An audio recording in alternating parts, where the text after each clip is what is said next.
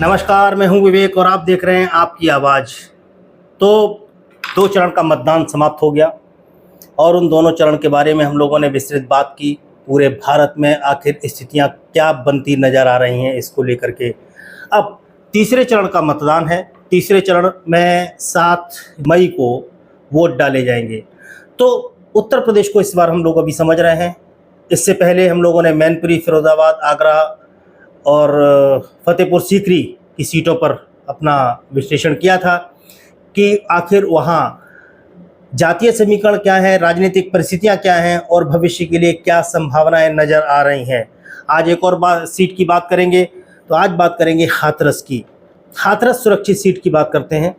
हाथरस सुरक्षित सीट पर 2019 में राजवीर दिलेर भारतीय जनता पार्टी की तरफ से लड़े थे और विजयी हुए थे। वो सांसद थे वहाँ, लेकिन इस बार भारतीय जनता पार्टी ने उनका टिकट काट दिया।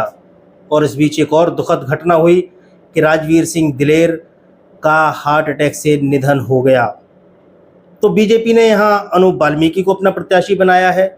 वहीं समाजवादी पार्टी ने जसवीर वाल्मीकि को अपना टिकट दिया है। तो बीजेपी और समाजवादी पार्टी दोनों ने वाल्मीकि प्रत्याशी पर अपना दांव खेला है। वहीं बीएसपी ने हेम बाबू धनगर को अपना प्रत्याशी बनाया है। जहां एक तरफ बीजेपी और एसपी दोनों ने वाल्मीकि प्रत्याशी दिया है, वहीं बीएसपी ने एक अलग चाल चलते हुए बीएसपी की तरफ से हेम बाबू धनगर प्रत्याशी बने हैं। तो आप समझ लेते हैं कि मोटा मोटा अभी तक ये सीट आखिर है किसके प्रभाव में, किसके प्रभाव की सीट बोली जा सकती है। तो आंकड़े ये कहते हैं कि इस सीट पर भारतीय जनता पार्टी की मजबूत पकड़ है। अभी तक जितने चुनाव हुए हैं उनमें भारतीय जनता पार्टी सर्वाधिक बार यहाँ से चुनाव जीती है।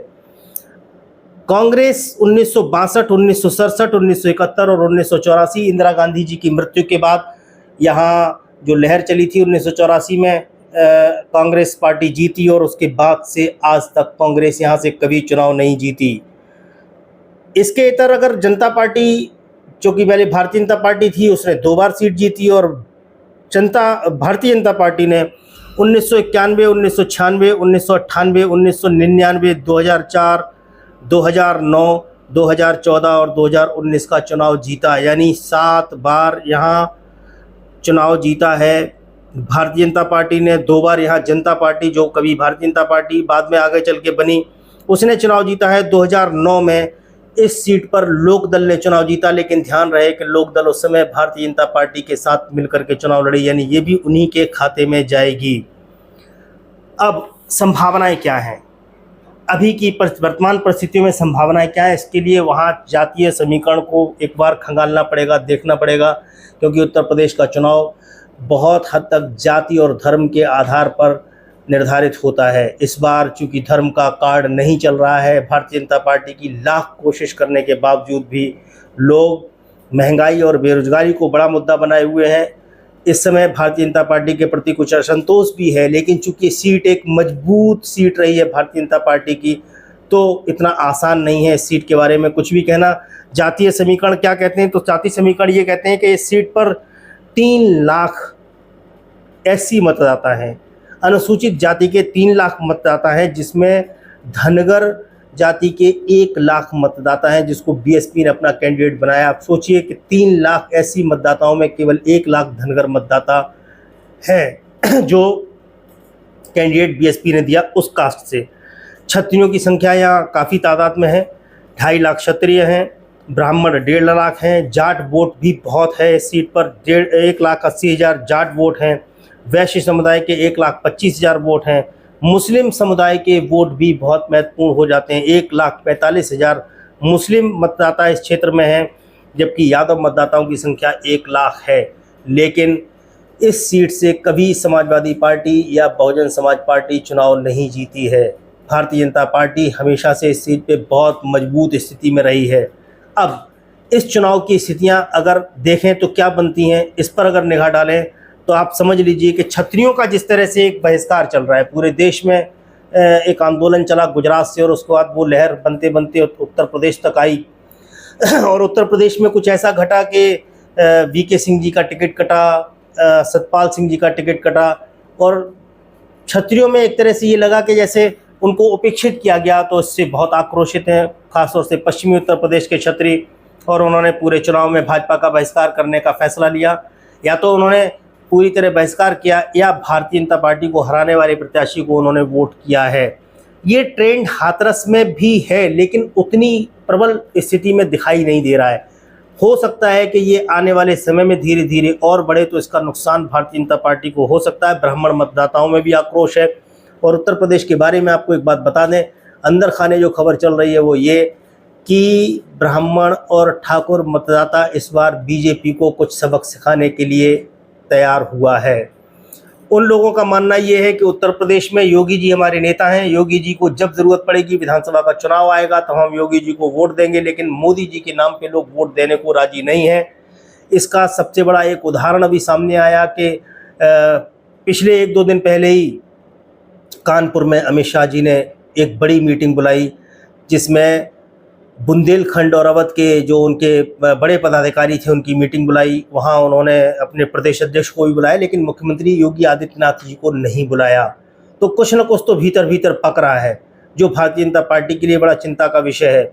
और उसमें उन्होंने अपने कार्यकर्ताओं को ताकीद की कि वो जाएं और बूथ के कार्यकर्ताओं और पन्ना प्रमुखों से बात करें और उनको तैयार करें इसके लिए कि वो बूथ तक जाएं और बूथ तक जाकर के वोट निकलवाएं। इसका मतलब ये है कि भारतीय जनता पार्टी को भी लग रहा है कि जो वोट नहीं निकल रहा है वो भारतीय जनता पार्टी का वोट है, जो नहीं निकल पा रहा है।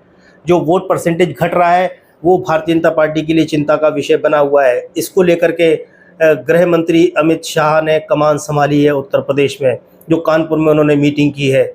तो कहीं ना कहीं भाजपा के अंदर इस बात को लेकर भी मंथन हो रहा है, वो भी आशंकित हैं और चिंतित हैं। जिस तरह से मुद्दे शिफ्ट हो रहे हैं, आप देखिए कि पहले जब स्टार्ट हुआ तब 400 पार का नारा दिया गया और लगता ये है कि 400 पार का नारा भारतीय जनता पार्टी को बुरी तरह बैकफायर कर गया। एक तरफ उनका काडर निराश हुआ, जिसने ये मान लिया कि हम 400 सीटें तो मोदी जी जीत ही रहे हैं, मोदी जी के नाम पे जीत जाएंगे, और वो घरों से निकला ही नहीं। उनके कार्यकर्ता इतनी मशक्क़त करते दिखाई नहीं दिए इस चुनाव में, क्योंकि वो आश्वस्त थे, ऐसा कुछ दिखाई दिया।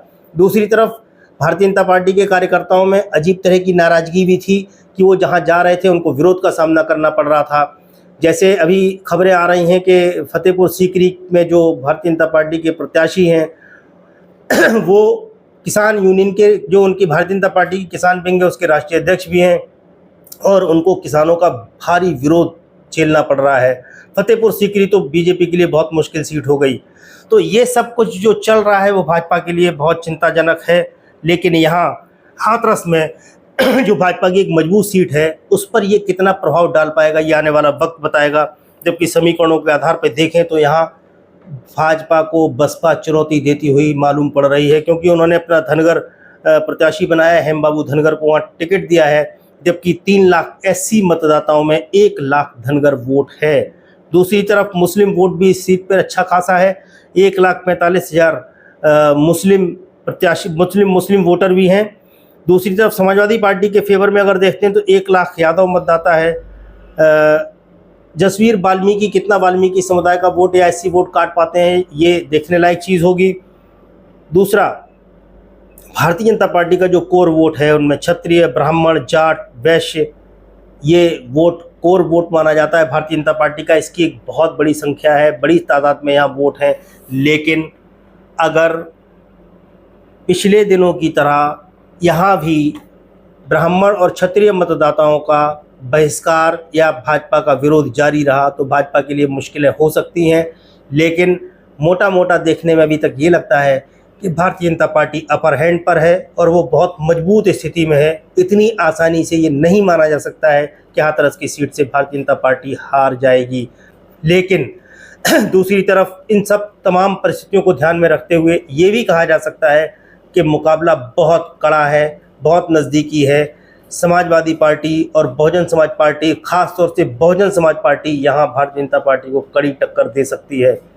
4 जून का इंतजार रहेगा, वोट पड़ेगा 7 मई को। आने वाले समय में 4 जून में ये पता चलेगा आखिर इस सीट पर किसका कब्जा रहा। आने वाले वीडियो में आपको और अलग अलग लोकसभा क्षेत्रों के बारे में बताएंगे, इसी तरह से वहाँ की जो परिस्थितियाँ हैं उन पर बात करेंगे। आज के लिए इतना ही, फिर मिलेंगे अगले वीडियो में, तब तक के लिए नमस्कार।